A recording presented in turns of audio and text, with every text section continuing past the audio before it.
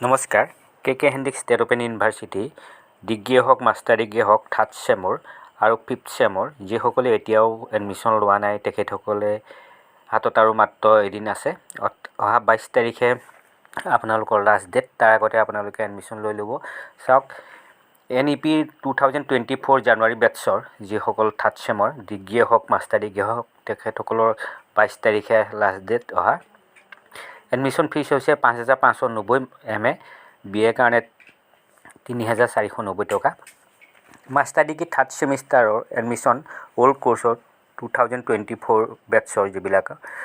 তেখেতসকলৰ 22 তাৰিখে অহা 22/3/2025 MA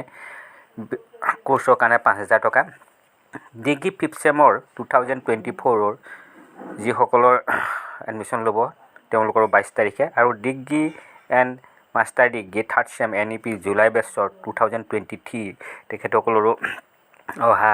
22 তাৰিখে লাষ্ট ডেট 5,590 টকা MA কোৰ্ছৰ কাৰণে 3,490 টকা BA কোৰ্ছৰ কাৰণে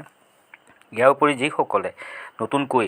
MA আৰু ডিগ্ৰীত এডমিশ্যন ল'ব বিচাৰে তেখেতসকলৰ কাৰণেও এডমিশ্যন প্ৰক্ৰিয়া চলি আছে আপোনালোকে এডমিশ্যন ল'ব পাৰে বিশেষ ডিগ্ৰী আৰু মাষ্টাৰ ডিগ্ৰী থাৰ্ড চেমৰ সকলোৱে বা মাষ্টাৰ ডিগ্ৰী আৰু থাৰ্ড চেম অল কোৰ্ছৰ ডিগ্ৰী ফিফ্থ চেমৰ আপোনালোকৰ 22/3/2025 তাৰিখ লাষ্ট ডেট আপোনালোকে 22 তাৰিখৰ ভিতৰত আপোনালোকে এডমিশ্যন লৈ লওক বহুতে সুধি আছে যে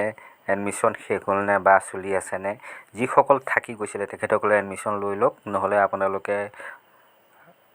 বহুত পিছুৱাই যাব লাগিব কাৰণ ৰ'ব লাগিব মই সেইটো কাৰণে আপোনালোকক কৈ দিছোঁ মনত পেলাই দিছোঁ আৰু টকাৰ পৰিমাণটো ফিজৰ পৰিমাণটো কৈ দিছোঁ আপোনালোকে পাৰিলে এডমিশ্যন লৈ ল'ব এনেধৰণৰ ইনফৰমেশ্যনৰ বাবে চেনেলটো ছাবস্ক্ৰাইব কৰি ল'ব ধন্যবাদ